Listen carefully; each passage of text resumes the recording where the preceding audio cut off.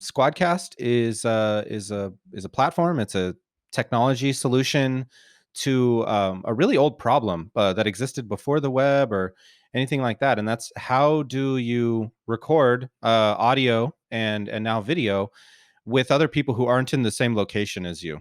And there have been some innovations like along the way, with old school radio or television and some of these other things, but we focus on building technology for professional podcasters to do exactly that, to connect with their guest or their co-host who might be on the other side of the planet and record and sound like they're in the same room. So that's really what we focus on, is like our mission is to amplify collaboration, and that's how we bring it to life. So for our listeners who don't know, this is being recorded on Squadcast, so everybody kind of has an idea that we're actually in this situation right now. Where usually when we have these conversations, we always tell our listeners or our guests, we say, hey, listen, if we cut out or anything, everything records locally. We're able to use that, so just kind of keep going no matter what. So funny enough, we didn't have to have that conversation. So Zach, tell me a little bit about you and your background. I know you kind of have a unique background. Kind of what got you into the technology world and that path there. I wanted to continue doing art every day, and that didn't really seem like a sustainable career from my 17, 18-year-old perspective. And had always I had the privilege of my father working in technology, and I had always kind of had a level of access to technology that I have since learned is not normal or common, especially kind of back then in like the early 90s.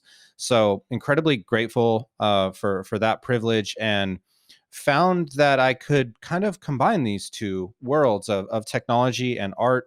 And I already had built up a habit of painting and working in visual arts, ceramics, like a number of different mediums, and wanted to find a way to transition that into a professional role.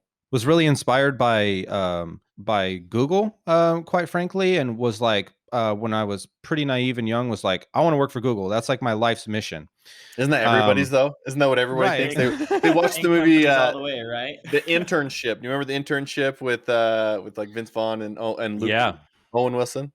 Yeah, you watch that and you're like, man, I want to work for Google. That's awesome. Which a big reason why a lot of us get into tech. Yeah. This was a little bit before then, but I'm glad that they did that movie because I think it inspired a lot of people. And I was like, I don't know, I was just really inspired by the early like Chrome browser work that was happening, and thought about ways that I could contribute there. It was a super audacious kind of goal for myself, and when I later achieved that at like the age of 21 or 22, something like that, it really blew my mind. And I had kind of like a quarter life crisis. I don't even know if that's like a legit term I could throw out there, but I later did an internship on the Google Chrome team while I was in college, and I decided to go to art school to focus on kind of graphic design, but classical graphic design, but applied to the web and modern technology. So that's kind of a emphasis on front end engineering, and graphic design was like the program, which I was incredibly privileged to find. Most colleges don't have computer science program that is that specific. Most of it's like general, and then you go specific after you get your bachelor's of science. And I found out later about that as well. So incredibly grateful for that trajectory, and was able to find a way to transition my kind of daily painting habit into daily design and writing code, and really putting all those pieces together. So that's really what led me down the path of becoming an artist, but also a technologist. That's super cool, and I think it's super awesome to see somebody in tech go and build a company. I feel like when I was in school, going to school specifically in computer science, I felt like I was just always talking to people who didn't care, didn't want to like build anything. And so I'm super curious how you got your start. Like, what made you think, man, I should build this? podcasting platform versus, something, I mean, like we talked earlier in the call, versus something like just using Zoom and taking that and uploading it? Like, what inspired the idea of building something just so specific to podcasting? It was a number of things. I think at its core, empathy for podcasting, and we felt like there was something unique to content creation that didn't the needs of content creators weren't being met by like conversation first platforms. Like Skype was the big one back then. Kind of now it's Hmm. Zoom. People ask us all the time, like, aren't you like scared or worried to compete against like Microsoft and Zoom? Those are like legit unicorns that are publicly traded companies and like all this resources and Hmm. stuff. They're just Um, huge. yeah, absolutely. But they're also customers now, like in the case of Microsoft. And that's incredibly awesome to me that like the CTO of Microsoft, Kevin Scott, records his podcast on Squadcast. And, that's kind of paradoxical. That shouldn't necessarily be the case. So that was pretty eye opening for me. And I think it really speaks to that kind of hypothesis that we started with, that like content creation and the quality therein is different than a conversation that has a feature to record that for like meeting minutes or something along those lines. Hmm. So that's really the figure ground reversal. Like the mindset shift was, we are a recording platform that helps you connect with your guests remotely, versus being a conversation platform that has a feature of recording. Right. So it's like the exact opposite approach. And that was really, to answer your question, came about not because we wanted to do a startup. I actually, to be transparent, I had been trying to think of startup ideas for like a year and a half Hmm. before arriving on something like Squadcast, because I was not satisfied in like my day job and my government kind of technology day job. And that's why I, you know, wrote a book and taught at Cal Berkeley and like did a bunch of these other things. That was while I was working in the government, and that was kind of to stay sharp Hmm. and kind of keep my edge. And I'm grateful that I did that. But it wasn't until I took a step back from trying to like think of a startup idea and decided I'm just going to do like a creative side project. I love listening to podcasts. My co-founder Rock had introduced me to podcasts as a listener, and I have this like insatiable addiction to learning. I don't know Hmm. how else to say it. And there's some good and bads. It's a double-edged sword. But For sure. but podcasts are a fantastic way. And I had kind of built up this habit of listening to podcasts and audiobooks to like really go deep quickly on a subject and kind of go from 0 to 60 and learn lots of details about that, whatever topic I wanted. And we kind of took a step back and was like, let's do a creative side project with this science fiction audio drama. Like, let's have some fun. Let's tell some stories. Let's like get outside of our creative comfort zone in this new medium. And once we kind of started the logistics and planning and production of that, it wasn't until that phase of the workflow that we really found there to be a lack of tools for podcasting and content creation with a remote team. That was the catch, was that my brother Vince is an audio engineer and sound designer, and my best friend Harrison is a playwright and very decorated Hmm. and author, and I'm a software engineer. So our hypothesis was like, if we can't do this, who can, right? Like we should be For able to real. podcast. And the catch is that we were spread across California. So that was where the remote constraint came in. Hmm. We tried, some of the ways that OG podcasters told us they were doing it, and the quality just wasn't there. So that was a real stopping point for us. And it wasn't until like about a week of frustration, kind of in that mode, that we kind of started thinking through like, could we solve this problem with new approaches? Like, why hasn't this problem been solved? And really starting to kind of look at it from that perspective. And first, big fan of like first principles thinking and that approach to solving some challenges. And that turned out to be the start of Squadcast. Wow. I love that, and you do bring up a good point. It's like if all of you guys were struggling, there's definitely like a problem with what was currently on the market, and it's super interesting. And you guys are at, I think, like what, version 3.5, 3 something. I mean, you've been Yeah. iterating on this product for a really long time, and it's come super super far. Now, thinking back to version one, how did you guys go about validating and knowing that there was a huge need for this product? And did version one, was that super bare bones, or were you able to just jam it packed full of everything? Tell us about that journey.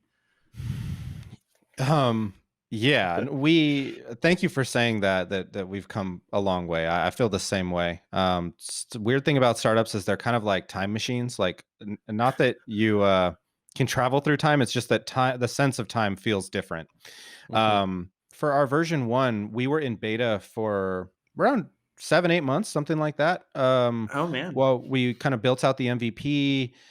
We took that beta, or what I think of now in hindsight as alpha. I think it's generous to call it beta.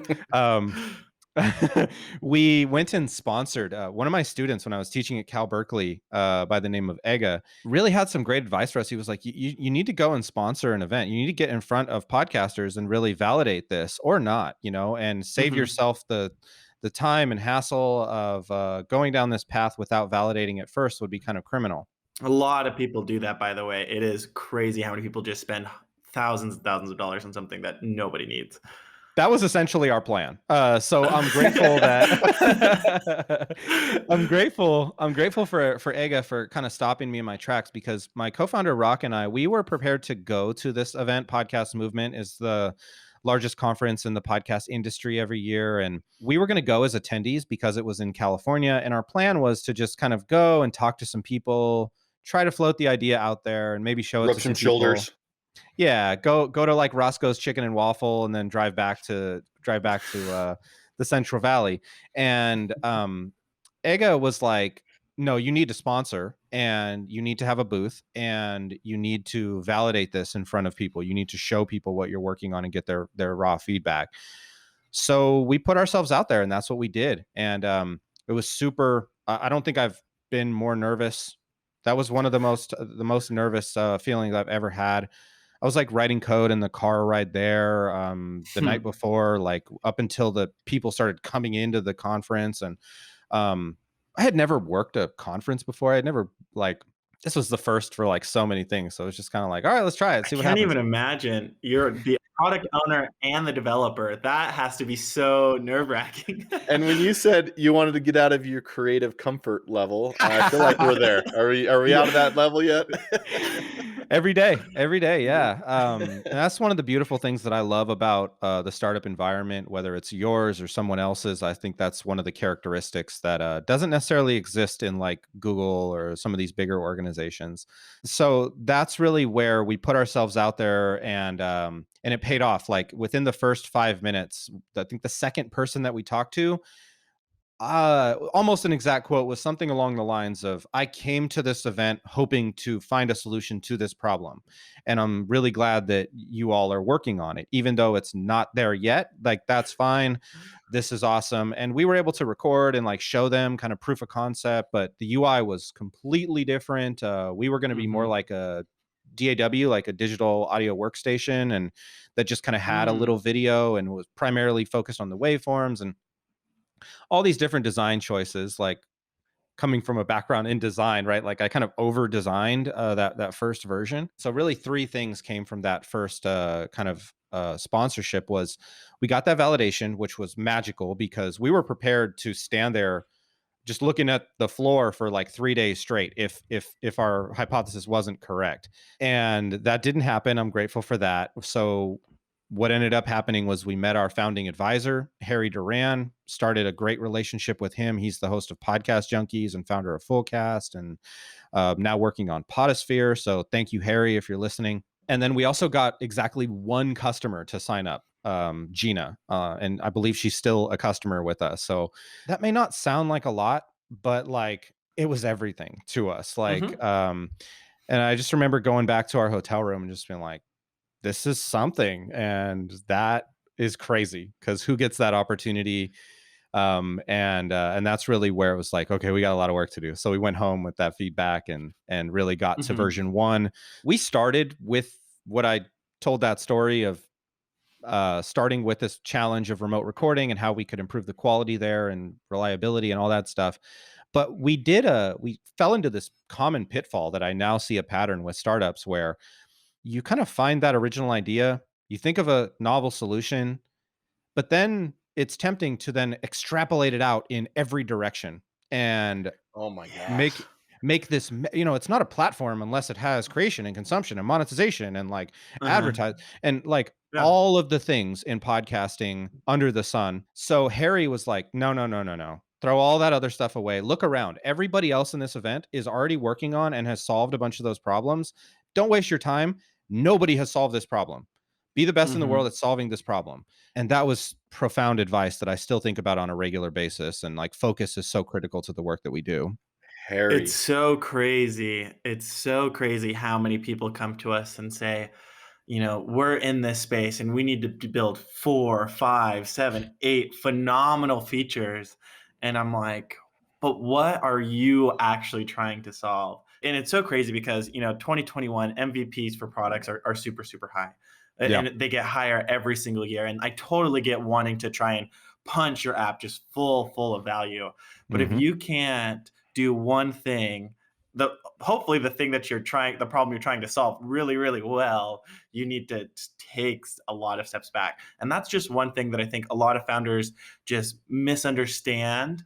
It's like, yes, the bar is super high, but you've got to really focus on solving that problem really, really well. And once you do that, then you can consider starting to take other verticals on your Maybe. product. Yeah, Maybe. exactly. Yeah. Yeah. It's Well, and very, very I mean, how many times, Austin, do we have people who come to us and they'll send us either a spreadsheet of all the different features they want, and they just send you this huge list, and we're just like scrolling through, like, okay. And Austin always asks, "This is great, machine learning, AI." I mean, they wanted everything here, and Austin's like, "This is cool vision. What do you need yesterday? Like, Right. what problem is going to solve that is right now, that if you had it out tomorrow, it would be that." And it really comes down to simplifying your app and simplifying your design. And Zach, dude, I get excited when I hear the story. Just so you know, I've been to a lot of trade shows myself. Mhm. I've worked in tech in a couple different tech companies, and I would go to these trade shows and present software and sell these different software solutions to people. So I'm in this story with you of being in this. It's an uncomfortable situation. People are walking by you, and you're Very. just like trying to get people to talk to you, but like, so you go to this, you get this validation, but at what point did you say, hey, this is no longer a side gig? This is no longer, like, we got that validation. At what Mhm. point did you guys say, hey, let's go all in? At what point did you guys like, let's do this? Yeah. So we are uh we like a lot of startups, we structure experiments. And we just like that was an experiment and we got validation and we, it turned out our hypothesis was correct. Thank the universe. But another experiment that we did early on was to self-fund the company and bootstrap I love with that. with the optionality. Thank you. Thank you. The with the optionality to build up relationships, and we felt like we could always go out and raise financing. Like capital's never been more available. We're in the Bay Area, and we just felt like we would build up these relationships, and we would always have that optionality. But the reverse is not true. If you go out and raise on like day zero, you Mhm. can't necessarily like give that money back and be like, I'm going to bootstrap now. So that's what I like to tell first time founders, like, just try. Just try, and you Mhm. always can go out and raise. And if anything, you've increased the value, you've made it easier to pitch, you've have something Mhm. tangible, you have some Oh, man. customers. Like, it gets easier as time passes and some of these things come to life. If you're just pitching off a raw idea, like, that's tough. I've done that Yeah. too. And that's tough. So to answer your question, though, we decided to bootstrap. So we maintained our day jobs for like a year and a half while doing double duty.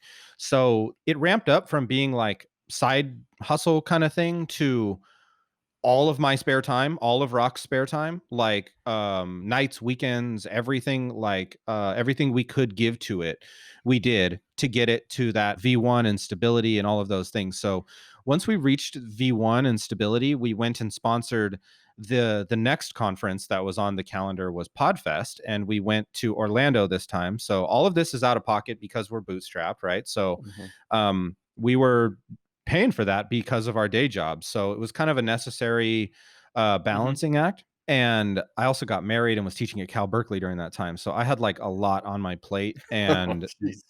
that was rough, but made it through it. Students are good and all that stuff. So um Wife's the good. I got yeah, it. yeah.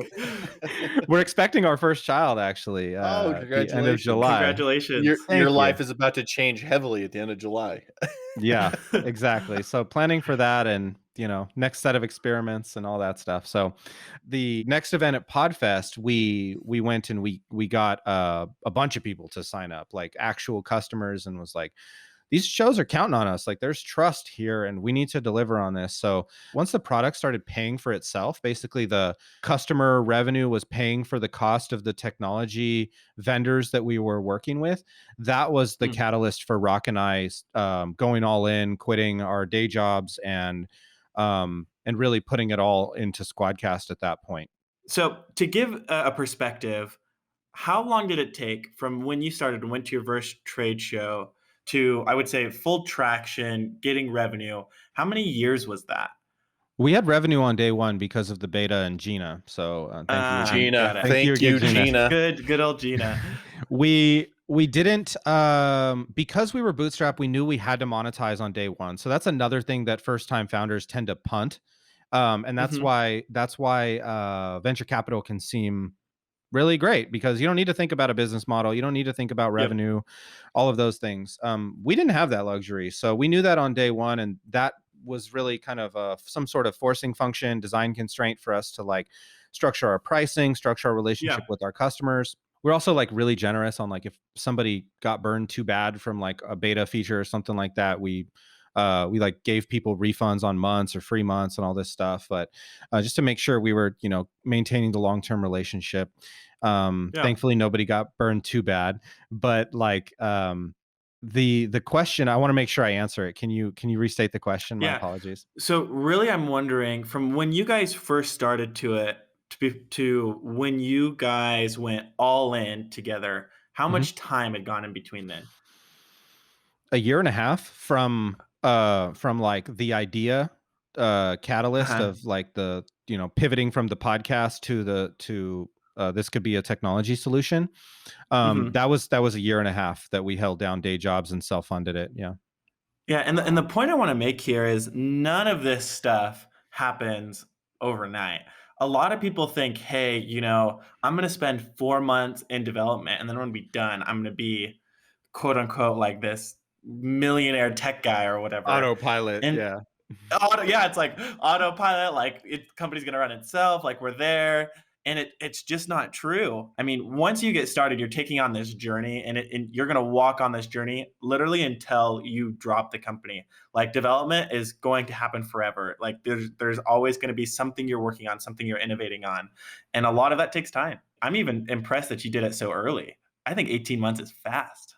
Thank you. That's awesome. Same here. Same here. I don't remember exactly what our hypothesis was for that, but it was more just like Rock is in finance and is a accountant and Mm, very diligent with that side of our so business. And important. yeah. I often hear people discourage like lawyers and accountants from being founders. And I have met founders who are super badass, who are attorneys and accountants. So, It's funny because we've done a podcast with a founder's attorney and an accountant to talk about the importance of those two aspects. If you don't have them, mhm. like if your company is not structured the right way, literally the foundation just crumbles. Exactly, exactly. And it gave me a level of comfort as a first time founder who doesn't necessarily have those strengths.